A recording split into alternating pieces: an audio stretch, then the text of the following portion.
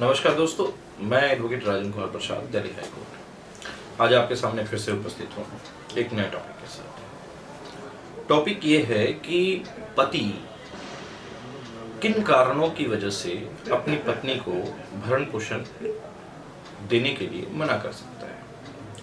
ये किसी व्यक्ति ने जो है सवाल पूछा था कमेंट में, उसका जवाब मैं आज इस वीडियो के द्वारा दूंगा।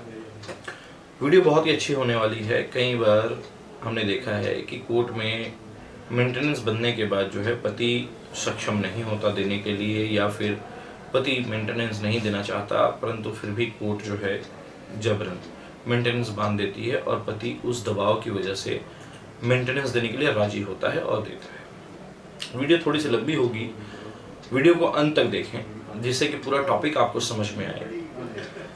स्टार्ट करने से पहले टॉपिक को मैं आपसे रिक्वेस्ट करूंगा कि चैनल पर अगर नए हैं तो चैनल को सब्सक्राइब जरूर कर लें, वीडियो को लाइक जरूर कर लें और साथ ही साथ इस वीडियो को आगे भी शेयर करें जिससे कि और लोग भी इससे लाभान्वित हो सकें।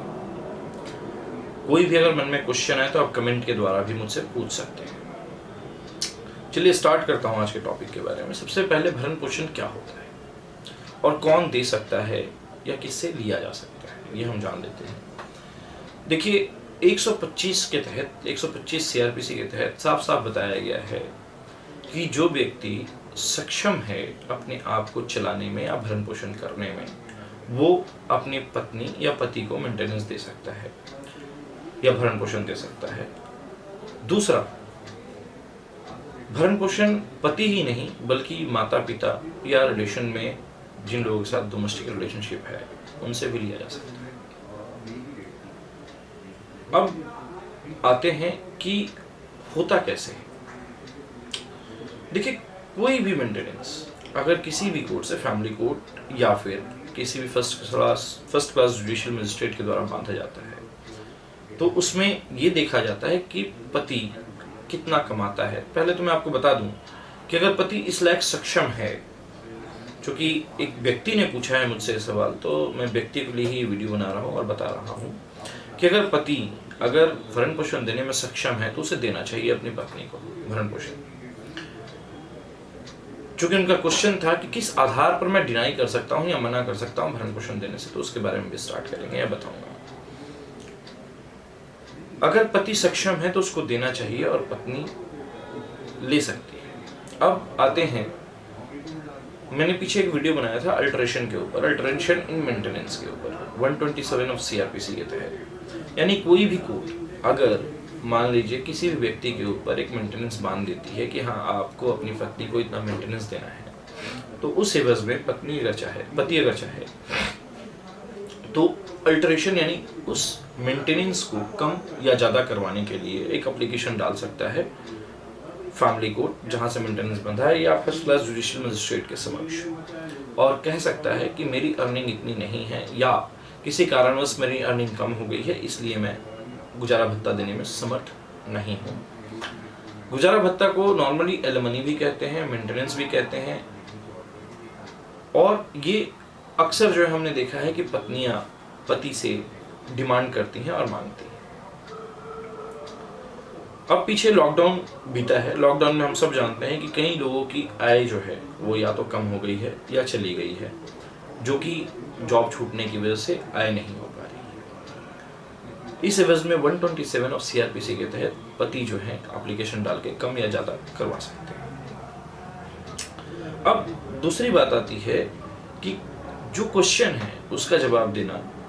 तो सबसे पहला मैं आपको बता दूं कि या तो पत्नी अर्निंग है, यानी पत्नी अगर खुद से इनकम कर रही है, अर्न कर रही है किसी भी बिजनेस को स्टार्ट करके या जॉब करके, तो वो मेंटेनेंस लेने के हकदार नहीं होती। अब यहां बात आती है कि सबसे पहले कि पति मेंटेनेंस किन किन कंडीशनों में दे सकता है, उसको भी हम जान लेते हैं। सबसे पहले आगे बढ़ने से पहले, वो पत्नी जो अपने पति से अलग रहती है और मेंटेनेंस उसी पर डिपेंड है, वो मेंटेनेंस के लिए एप्लीकेशन डाल सकते हैं और मेंटेनेंस ले सकती है। डिजर्शन यानी पत्नी को अगर निकाल दिया गया है घर से तो वो मांग सकती है। अगर पति इस लायक है, सक्षम है कि वो मेंटेनेंस दे सके तो पत्नी जरूर मांग सकती है। अब पहला कारण मैंने आपको बता दिया। या फिर कोई तलाकशुदा महिला है, तलाक हो चुका है, लेकिन फिर भी वो पत्नी की श्रेणी में है जब तक वो विवाह नहीं करती है, वो भी मेंटेनेंस मांगने के लिए हकदार है या मेंटेनेंस ले सकती है। पहला मैंने रीजन बता दिया कि कब डिनाई कर सकते हैं या कब मना कर सकते हैं। या तो पत्नी अर्निंग हो, दूसरा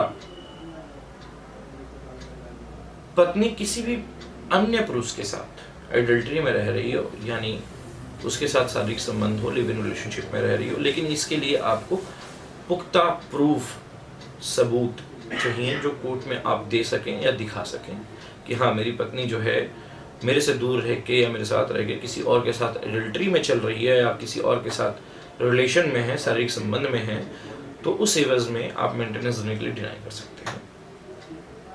तीसरा, पत्नी ने शादी कर ली हो, किसी दूसरे पुरुष के साथ शादी कर ली हो, चाहे वो तलाकशुदा हो, तलाकशुदा के बाद वो शादी कर चुकी हो, वो मेंटेनेंस की हकदार नहीं होती। या फिर आपसे दूर रह रही हो, डिजर्शन में हो और निकाल दी गई हो और बाद में जाकर उसने शादी कर ली हो और वो मेंटेनेंस क्लेम करती हो, तो वो मेंटेनेंस लेने के हकदार नहीं है।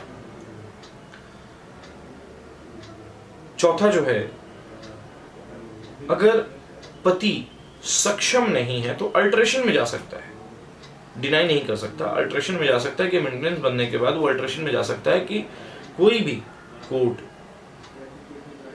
अल्टरेशन में जाने के लिए 127 में एप्लीकेशन मूव कर सकता है। कोई भी कोर्ट कोई भी मेंटेनेंस या खर्चा बांधने के लिए, गुजारा भत्ता बांधने के लिए अक्सर दोनों पार्टियों की इनकम और उनके खर्चे को देखती है, लाइफ स्टाइल को देखती है, हस्बैंड के और वाइफ के। दोनों की लाइफ स्टाइल या इनकम में अगर डिफरेंसेस हैं तो अगर पत्नी अगर नहीं कमाती है तो पति को गुजारा भत्ता देने के लिए कहती है। जो कारणें थे 3-4 वो मैंने आपको बता दिया कि इन कारणों की वजह से जो है पति मना कर सकता है गुजारा भत्ता देने से।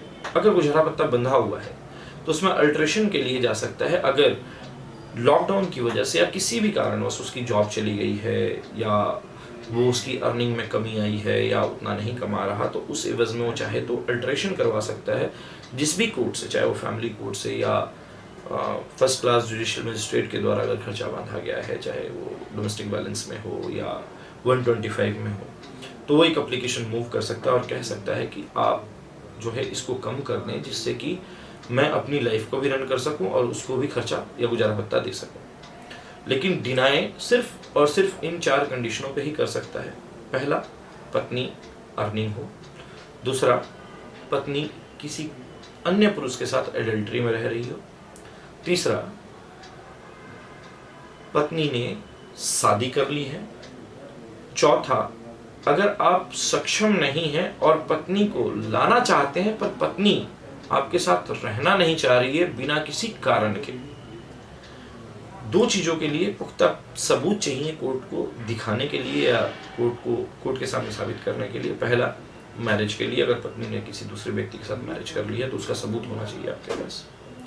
पत्नी अगर किसी दूसरे व्यक्ति के साथ एडल्ट्री में यानी फिजिकल रिलेशनशिप में रह रही है या किसी और के साथ, किसी और व्यक्ति के साथ अगर रह रही है तो उसका भी आपके पास पुख्ता सबूत होना चाहिए कि मेरी पत्नी जो है किसी और के साथ लिव इन रिलेशनशिप में या फिजिकल रिलेशनशिप में है तो मैं उसको गुजारा भत्ता नहीं दूंगा। इन 2 चीज़ों के लिए पुख्ता सबूत चाहिए। ये 3-4 जो कंडीशंस थे, इनके ऊपर जो है आप चाहें तो डिनाई कर सकते हैं। इसके अलावा डिनाई आप नहीं कर सकते हैं अगर आप अर्निंग पर्सन हैं और आप सक्षम हैं अपने आप का खुद का भरण पोषण करने में और पत्नी का भरण पोषण करने में। ये आज की पूरी वीडियो में था। उम्मीद है वीडियो आपको अच्छी लगी होगी और समझ में आया होगा। अगर टॉपिक आपको अच्छा लगा हो और वीडियो समझ में आई होगी तो प्लीज़ मैं आपसे रिक्वेस्ट करूँगा कि चैनल को सब्सक्राइब जरूर करें, बेल आइकन को जरूर दबाएं, जिससे कि जो भी हम वीडियो अपलोड करें उसका नोटिफिकेशन आप तक सही समय पर पहुंच सके। साथ ही साथ शेयर जरूर करें जिससे कि और लोग भी लाभान्वित हो सकें, और वीडियो को लाइक जरूर कर दें। कोई भी क्वेश्चन अगर हो मन में तो कमेंट के द्वारा आप मुझसे पूछ सकते हैं। इसी के साथ मैं आपसे विदा लेता हूँ। बहुत बहुत धन्यवाद। नमस्कार।